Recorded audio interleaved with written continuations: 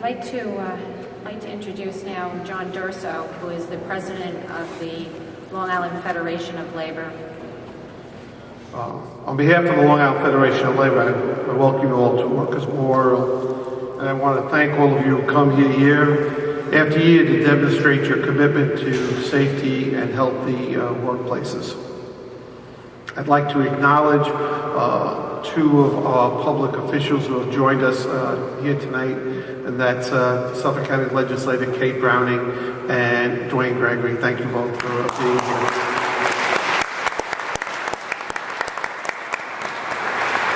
Bill Lindsay, of course, is with us, and you'll hear from him shortly. Bill, good to see you. Thanks. But look, we're here about safety and going to work and being able to come home to our families the same way that we left. And it's about doing what is right and protecting the rights and the dignity of work and of the women and men who go to work each and every day. And it's about fighting for the living, praying for those that have passed. But it's about not allowing ourselves to be run over because it makes political expediency to not worry about the working women and men of this country. It's about fighting to have OSHA laws enforced and strengthened and protecting the families that each and every day have to worry about whether or not their loved ones will come home safely. And we pray and hold in our hearts the families who have lost their loved ones.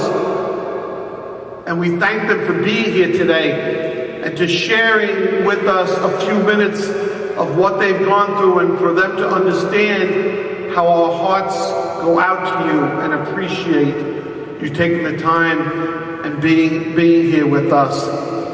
But this is about invigorating all of us to stand up together, arm in arm, united, to protect the working women and men of this country and to fight for their rights.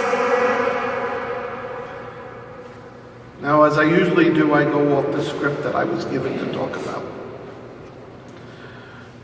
And it's because this is about what's right and wrong. We can have speeches and prepared remarks. We can talk about numbers and facts and figures. But if you look in front of you and behind you, and to the left of you and to the right of you, this is what it's about. The people that I'm looking at, the families that I'm looking at. You know, this is the 10th anniversary of 9/11. Thousands of people went to work that day. Beautiful day. Never dreaming that they would not come home safely to their families. And it would have been 10 times worse if not for the heroism of the first responders who went there and saved lives, and yet we have to fight day in and day out to get them the medical attention they deserve. What is it about right and wrong?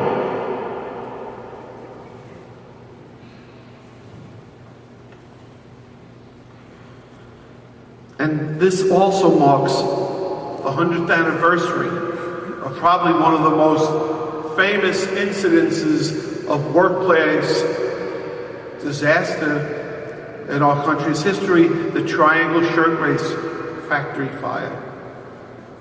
146 young women lost their lives that day. Immigrant workers. Locked in an inferno because of the corporate greed of their employers.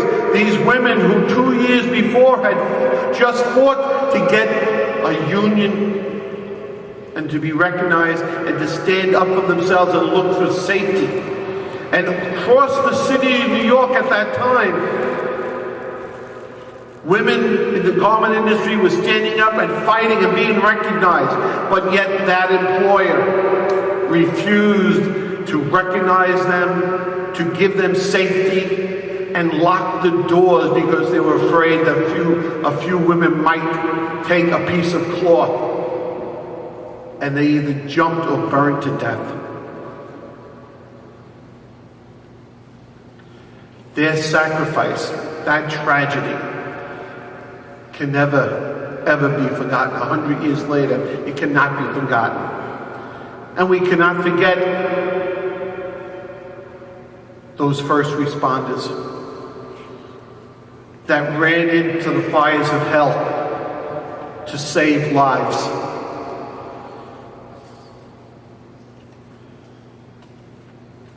Each and every day, we all go to work.